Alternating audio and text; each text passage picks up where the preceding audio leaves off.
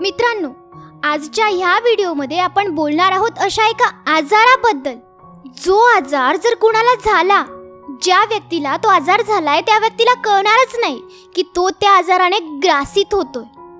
आणि जोपर्यंत त्या व्यक्तीला कळेल, जोपर्यंत त्या व्यक्तीला जाणीव होईल की मला हा आजार झालाय, तोपर्यंत वेळ निघून गेलेली असेल.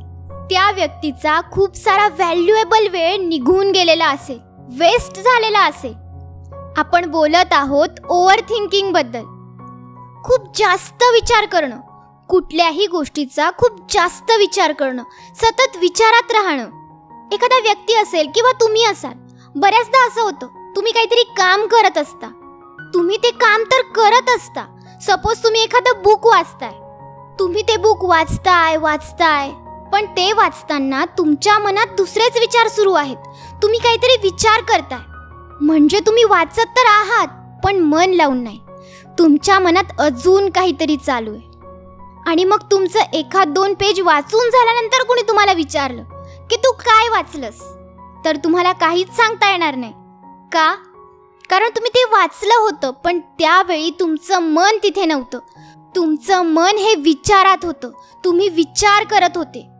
आणि ज्यावेळी एखादं काम करताना आपण विचार करतो ना, त्यावेळी आपलं मन त्या कामात नसतं, अजिबात नसतं.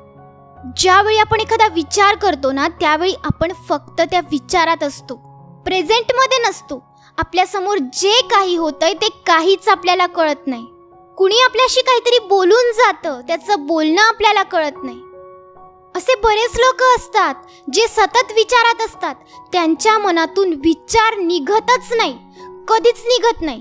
ते सतत कुठल्या ना कुठल्या विचारात असतात. काहीही करताना, प्रत्येक गोष्ट करताना ते विचारात असतात. त्यांच्या विचार करण्याला कुठला अंतच नसतो. इतका विचार करतात की त्यांना स्वतःला कळत नाही की ते काय करताय, ते काय खाताय, ते काय पिताय, ते आता कुठे आहेत, ते काय करताय. सगळं भान विसरून जातात काही जण. त्यांच्या समोर काय घडतंय, कुणीतरी काहीतरी बोलतंय, त्यांना कुणीतरी काहीतरी सांगतंय, पण त्यांचं कशाचकडे लक्ष लागत नाही. कशामुळे? ह्या विचारांमुळे, विचार करण्यामुळे. आणि ते जेव्हाही काही करायला जातात तेव्हा लगेचच त्यांच्या मनात कुठले ना कुठले विचार चालू होतात. त्यांना जेव्हाही काहीतरी डिसिजन घ्यायचा असतो तेव्हाही त्यांच्या मनात विचार चालू असतात. त्यामुळे ते कुठला डिसिजनही नीट घेऊ शकत नाही. पास्टमध्ये असतात की अरे यार, मी असं करू शकलो असतो, मी तसं करू शकलो असतो, मी ना असं करायला हवं होतं, मी जर तसं केलं असतं ना तर खूप चांगलं झालं असतं, यार याने असं का केलं माझ्यासोबत. बास, फक्त हेच विचार, पास्टचे विचार की असं झालं असतं, तसं झालं असतं, मी हे केलं असतं, मी ते केलं असतं. नाहीतर काही जण फ्युचरचे विचार करतात, मी असं करेल, मी तसं करेल, पण मी ते करू शकेल का, तो माझ्याशी नीट वागेल का, मग तो मला साथ देईल का, माझं सगळं काही नीट होईल का, मी ते करू शकेल का, मी ते मिळवू शकेल का, मी खुश राहू शकेल का. अरे पुढचं सोड, आत्ताचं बघ. तू आता खुश आहेस का? तू आता काय करतोय? तू पुढे खुश राहशील का याचा विचार तू आतापासून करतोय. पण आताचं काय? त्या विचारात तू आता खुश नाहीयेस ना. आणि पुढेही तू हेच करणार, पुढेही तू पुढचाच विचार करणार आणि जे घडून गेलंय त्याला दोष देत राहणार. त्यापेक्षा आत्ता काहीतरी नीट कर, आत्ता काहीतरी छान कर, जेणेकरून तुला पुढे पस्तावा येणार नाही. पण हे खूप जणांना कळतच नाही. ते काहीही करताना फक्त विचार करतात. त्यांच्या मनात प्रचंड विचारांचा साठा असतो. आज आपण ह्याच गरजेपेक्षा जास्त विचार करण्याच्या समस्येवर उपाय शोधणार आहोत. श्रीमद भगवद्गीतेमध्ये अर्जुन श्रीकृष्णांना सांगतात की हे कृष्ण, ह्या मनाला आवरणं म्हणजे या मनाला कंट्रोल करणं खूप कठीण आहे. मन हे खूप चंचल आहे, ते कधीच एका ठिकाणी राहत नाही. कधी इकडे जातं तर कधी तिकडे जातं, कधी हा विचार करतं तर कधी तो विचार करतं. आणि जर माझ्यासारखा योद्धा मी स्वतः अर्जुन असून ह्या मनाला कंट्रोल करू शकत नाही, ह्या मनावर नियंत्रण ठेवू शकत नाही, तर एखादा सामान्य व्यक्ती त्याच्या मनाला कसं कंट्रोल करू शकतो. त्यावेळी श्रीकृष्ण म्हणाले, अर्जुन तू अगदी बरोबर बोलतोय. प्रत्येक जण विचार करतो, प्रत्येकाचं मन चंचल असतं. पण असं काहीच नाहीये की विचारांना आपण नियंत्रणात आणू शकत नाही. आपण आपल्या विचारांना नक्कीच नियंत्रण करू शकतो. म्हणजे आपण आपल्या विचारांवर नक्कीच कंट्रोल करू शकतो. अर्जुन म्हणाला की कसं काय? श्रीकृष्ण म्हणाले की सराव, प्रॅक्टिस. सततच्या सरावाने म्हणजे सतत प्रॅक्टिस केल्याने एखादा मनुष्य त्याच्या मनाला कंट्रोल करू शकतो, त्याच्या विचारांना कंट्रोल करू शकतो आणि तो स्वतः ठरवू शकतो की त्याच्यासाठी कुठला विचार योग्य आहे, त्याने कुठला विचार केला पाहिजे, तो किती विचार करतोय आणि तो जो विचार करतोय तो बरोबर आहे का, त्याने इतका विचार केला पाहिजे का, हे सगळं काही त्याला समजू शकतं सरावाने, प्रॅक्टिस केल्याने. मग आता ती प्रॅक्टिस नेमकी काय आहे, तो सराव नेमका काय आहे? आपण कुठली प्रॅक्टिस केली पाहिजे ओव्हर थिंकिंगला दूर करण्यासाठी, ओव्हर थिंकिंगवर मात करण्यासाठी? आत्ता कामाची गोष्ट सुरू झाली, लक्ष देऊन ऐका. हा व्हिडिओ लास्ट पर्यंत बघा आणि जर ह्या व्हिडिओला तुम्ही शेवटपर्यंत बघू शकलात तर तुमचा अजूनही तुमच्या विचारांवर कंट्रोल आहे आणि तुम्ही नक्कीच त्याला पूर्णपणे कंट्रोलही करू शकता. खूप सारे लोक असे असतील जे ह्या व्हिडिओला लास्ट पर्यंत बघू शकणार नाहीत, कारण काही जणांचा त्यांच्या विचारांवर कंट्रोल नसतो. आणि मी तुम्हाला नीट ऐकायला यासाठी सांगतेय कारण हा ओव्हर थिंकिंगचा जो टॉपिक आहे ना, हा असाच टॉपिक आहे की याला आपण नीट समजून घेतलं पाहिजे. बघा होतं काय, जेव्हा जेव्हा आपण ओव्हर थिंकिंग करतो म्हणजे जेव्हा आपण जास्त विचार करतो, जेव्हा आपण जास्त विचारात असतो त्यावेळी काय होतं, त्यावेळी आपण आपल्या प्रेझेंटला सोडून देतो.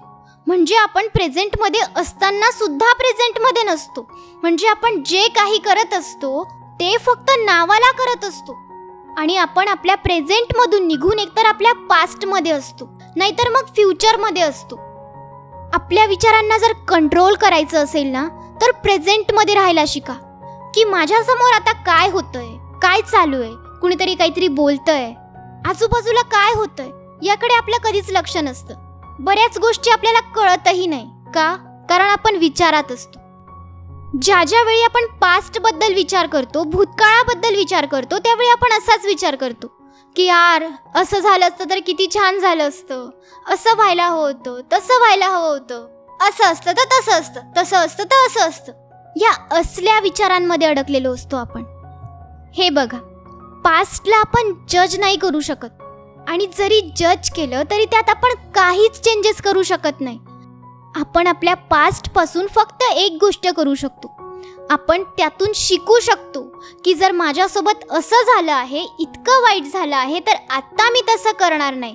मागच्या वेळेस मी जी चूक केली होती ती मी आत्ता करणार नाही, मी पुन्हा तसं काहीतरी वागणार नाही. आपला पास्ट फक्त आणि फक्त शिकण्यासाठी असतो. म्हणून पास्टचा विचार करू नका की माझ्यासोबत हे झालंय, असं झालंय, तसं झालंय, इतकं वाईट झालंय. ते होऊन गेलंय आणि आता त्यात तुम्ही काहीच बदल करू शकणार नाही. हे स्वीकार करा की ते घडून गेलं आहे. आता त्याचा विचार केला तर फक्त तुमचा टाइम वेस्ट होणार आहे आणि तुम्हाला पुन्हा पुन्हा त्रास होणार आहे. म्हणून पुन्हा पुन्हा पास्टचा विचार करणं सोडून द्या. तिथून काहीतरी शिका. जर काही करायचंच असेल तर तिथून शिका की जे काही झालं, जे काही, त्यातून मी काय शिकलो, त्यातून मला काय कळालं, मी काय करायला हवं, आता मी काय नको करायला. असा विचार करा की आता तिथे जे काही झालं, माझं कितीही नुकसान झालं असेल, पण आता मी लक्ष देईल, आता मी तशी कृती करणार नाही, किंवा माझ्याशी जो कुणी कसाही वागलाय, कितीही वाईट वागलाय, त्याला मी आता दाखवून देईल. विचार करायचा आहे तर असा विचार करा, काहीतरी पॉझिटिव्ह विचार करा, रडत बसू नका. आणि जसंही तुम्ही स्वतःला असं रिअलाइज करून द्याल की पास्ट हा फक्त शिकण्यासाठी असतो, पास्टमध्ये जे घडून गेलं आहे ते आता बदलता येणार नाही, किंवा त्याबद्दल जर पुन्हा पुन्हा विचार केले तर फक्त आणि फक्त त्रास होणार आहे. ज्यावेळी हे सगळं तुम्ही स्वतःला रिअलाइज करून द्याल स्वतःपासून, मनापासून, त्यावेळीच तुमचं दुःख दूर होऊन जाईल. त्यावेळीच तुम्हाला चांगलं वाटायला लागेल. त्यावेळीच तुम्ही पॉझिटिव्ह फील कराल की हो, आत्ता मी तो विचार नाही करणार. म्हणून जेव्हा जेव्हा तुम्हाला पास्टचा विचार येईल ना, तेव्हा तिथे जे काही झालं ते माझ्याचसाठी होतं असा विचार करा. आता मला उद्यासाठी काहीतरी करायचंय, असा विचार करा. मला आजसाठी काहीतरी करायचंय. मला आज मी जे काही करतोय ते खूप चांगलं करायचंय, जेणेकरून माझं फ्युचर चांगलं होईल. असा विचार करा. असा विचार करून तुम्ही पास्टमधून स्वतःला फ्री करू शकता. आता गोष्ट आहे ते फ्युचरची. तुम्हाला फ्युचरचेही खूप सारे विचार येतात की पुढे काय होईल, मी हे करू शकेल का, मी ते मिळवू शकेल का, किंवा अजून बरंच काही असेल. तर ज्यावेळी फ्युचरचे विचार येतील त्यावेळी असा विचार करा की माझं फ्युचर फक्त विचार करून छान बनणार नाहीये, ते मी आत्ता काहीतरी केल्याने छान होणार आहे. तुम्ही आता जे काही करताय त्यावर तुमचं फ्युचर डिपेंड करतं. तुम्ही आता कसे वागताय, तुम्ही काय काम करताय यावर ठरतं की तुमचं फ्युचर कसं असणार आहे. म्हणून ज्यावेळी फ्युचरचे विचार येतील ना, त्यावेळी आत्ताचा विचार करा की मी आत्ता काय करतोय. मला फ्युचरमध्ये अशी लाईफ हवी आहे ना, तर मी त्यासाठी आता काय प्रयत्न करतोय, किंवा मी कुठले प्रयत्न केले पाहिजे. मला हे मिळवायचंय तर मी आता काय केलं पाहिजे. फ्युचरबद्दल विचार करून फ्युचर बदलणार नाही. पास्टमधून शिकून आता वर्तमानात काहीतरी कृती केली तर फ्युचर चांगलं बनेल. आता तुम्ही पास्टमधून स्वतःला फ्री केलं आणि फ्युचरमधूनही फ्री केलं. ह्या दोन गोष्टी दूर झाल्या. ही बेसिक गोष्ट तुमची कंप्लीट झाली ओव्हर थिंकिंग पासून वाचण्यासाठी. हे जर तुम्ही केलं तर तुम्ही पहिली गोष्ट अचीव करून घ्याल ओव्हर थिंकिंगवर मात करण्यासाठी. आता दुसरी गोष्ट, जर तुम्हाला एखादा थॉट पुन्हा पुन्हा त्रास देतोय, एखादा विचार पुन्हा पुन्हा त्रास देतोय, एखाद्या विचाराने तुम्हाला खूप त्रास होतोय, तो विचार पुन्हा पुन्हा तुमच्या मनात येतोय, तुम्ही खूप प्रयत्न करताय की नाही मला हा विचार करायचा नाहीये, पण तरीही तो विचार तुमच्या मनातून निघतच नाहीये, तर तुमच्यासाठी तुम्ही दुसरे डिस्ट्रॅक्शन स्वतः निर्माण करा. म्हणजे तुमच्याकडे एखादी अशी हॉबी असली पाहिजे की त्यात तुम्ही तुमचं मन गुंतवू शकाल. तुमची एखादी अशी आवड असेल, जे करायला तुम्हाला खूप आवडत असेल, जे करताना तुम्हाला खूप छान वाटत असेल, किंवा दुसरी एखादी गोष्ट जे करून तुम्हाला छान वाटेल, जे करून तुमचं मन प्रसन्न होईल, जे करून तुमचं मन दुसरीकडे जाईल. फॉर एक्झाम्पल तुम्ही वॉकिंग करू शकता, कुठेतरी फिरायला जाऊ शकता, किंवा मग तुम्ही जे कुठलं काम करता त्याला एन्जॉय करायला शिका की हे काम काय आहे, नेमकं मी करतो काय आहे, यात नेमकं काय काय आहे. असे खूप सारे लोक असतात जे जेवतानाही विचार करतात, जेवताना चहा पिताना विचार करतात. ते विसरूनच जातात की इतकं छान जेवण बनलं आहे, इतकं छान ताट माझ्यासमोर वाढून ठेवलं आहे. ते त्या चवीला एन्जॉय करायचं सोडून विचार करत बसतात. ते आजूबाजूला बघणंच विसरून जातात की आजूबाजूचं वातावरण किती छान झालंय, ते झाडं किती छान दिसताय. प्रत्येकाकडे अशा खूप साऱ्या चांगल्या गोष्टी असतात, पण त्या चांगल्या गोष्टी तो व्यक्ती कधीच बघत नाही. तो फक्त आणि फक्त वाईट गोष्टी बघतो की माझ्याकडे वाईट काय आहे आणि ते का आहे. आणि जरी ती वाईट गोष्ट निघाली ना, तर तो व्यक्ती चांगली गोष्ट बघणार नाही, तर तो अजून एखादी वाईट गोष्ट शोधून काढतो. म्हणजे आपण कधीच चांगल्या गोष्टींकडे लक्ष देऊ शकत नाही का. मला एक सांगा, आपण विचार कशासाठी करतो, किंवा तुम्ही विचार कशासाठी करता. आता तुम्ही पास्टचा विचार करत असाल तर तुम्ही असा विचार करता की माझ्यासोबत हे वाईट झालं, ते वाईट झालं, ते नसतं तर मी खुश राहिलो असतो, असं नसतं झालं तर मी आनंदी राहिलो असतो. आणि फ्युचरचा विचार ज्यावेळी तुम्ही करता त्यावेळीही तुम्ही तो विचार का करता की जर मला हे मिळालं नाही तर मी खुश राहू शकणार नाही. आपली प्रत्येक गोष्टीसाठी जी धडपड चालू आहे ती कशासाठी, हे विचार आपण कशासाठी करतो. तुम्हाला जे काही हवं आहे ते कशासाठी हवं आहे, कशासाठी. एकदा विचार करा, कशासाठी हवं आहे. तुमच्या स्वतःसाठी. तुमचं मेन गोल काय आहे की मी खुश राहिलो पाहिजे, मला आनंद मिळाला पाहिजे. एखाद्याला वाटतं की मी गाडी घ्यावी, मी बंगला घ्यावा. का वाटतं? कारण मी ते घेईल मग मला आनंद मिळेल, मी माझ्या गाडीतून फिरेल आणि त्याचा एक वेगळाच आनंद मला मिळेल. प्रत्येकाला खुश राहायचं असतं आणि प्रत्येक जण खुश राहण्यासाठी धडपड करत असतो. म्हणजे महत्त्वाचं काय आहे? खुश राहणं. तुमचं आनंदी राहणं हे सगळ्यात महत्त्वाचं आहे. आणि आनंदी तुम्ही केव्हाही राहू शकता, या क्षणालाही. फक्त तुम्हाला तुमच्या विचारांमधून बाहेर निघायचं आहे. तुम्ही आनंदी राहण्यासाठी विचार करता, पण तो विचार करताना तुम्ही हेच बघायचं विसरून जाता की आत्ता तुमच्या आजूबाजूला किती आनंद आहे, आत्ता तुमच्या आजूबाजूला काय घडतंय. तुमच्या आजूबाजूला सुंदर वातावरण आहे, सगळं काही छान आहे, पण तुम्ही काय करता? विचार. आणि त्या विचारांमुळे काय होतं? तुम्ही तो आनंद घेणंच विसरून जाता. पण जर त्यावेळी तुम्ही ते विचार सोडून आजूबाजूला बघितलं, आजूबाजूच्या गोष्टींना फील केलं, तर तुम्हाला आनंद मिळेल. तुम्हाला खूप छान वाटेल. तुम्हाला तो आनंद आत्ताच मिळून जाईल जो तुम्ही भविष्यात शोधताय. जो आनंद तुम्हाला भविष्यात हवा आहे त्याची फिलिंग तुम्हाला आत्तापासून मिळायला लागेल. आपल्या आजूबाजूला खूप साऱ्या चांगल्या गोष्टी घडत असतात, पण कळत न कळत ह्या विचारांमुळे आपण त्यांच्याकडे दुर्लक्ष करतो आणि त्यांचा आनंद घेऊ शकत नाही. म्हणून कधीतरी या विचारातून बाहेर या, प्रयत्न करा. जीवनात विचार करणं सोडून अजून भरपूर गोष्टी आहेत करण्यासाठी, ज्यांमुळे तुम्हाला प्रचंड आनंद मिळणार आहे. तो आनंद घ्यायला शिका. छोट्या छोट्या गोष्टींकडे लक्ष द्यायला शिका. तुम्हाला विचार करून जितका त्रास होतो ना, त्याहून दुप्पट पटीचा आनंद तुम्हाला यात मिळेल. आपल्याकडे अशा खूप साऱ्या चांगल्या गोष्टी आहेत ज्यांमुळे आपण ग्रेटफुल असलं पाहिजे. आपण आभार मानले पाहिजेत. आपण इकडचा तिकडचा विचार करण्यात हेच विसरून जातो की आता आपल्याकडे चांगलं काय आहे. त्या गोष्टींचे आपण कधीच आभार मानत नाही ज्या आपल्याला मिळाल्या आहेत, ज्या आपल्याकडे स्वतःहून येत आहे. सूर्याची किरणं आपल्याला रोज मिळत आहे. ज्या किरणांमुळे, ज्या सूर्यामुळे आज धरतीवर जीवन आहे. आपल्याला ऑक्सिजन मिळतोय, ज्यामुळे आपण श्वास घेऊ शकतोय. त्यामुळे मोठा श्वास घ्या की जे मला हवं आहे, जे मला गरजेचं आहे आत्ता ह्यावेळी माझ्या कामामध्ये लक्ष देण्यासाठी, जे सगळ्यात महत्त्वाचं आहे ती गोष्ट माझ्याकडे आहे.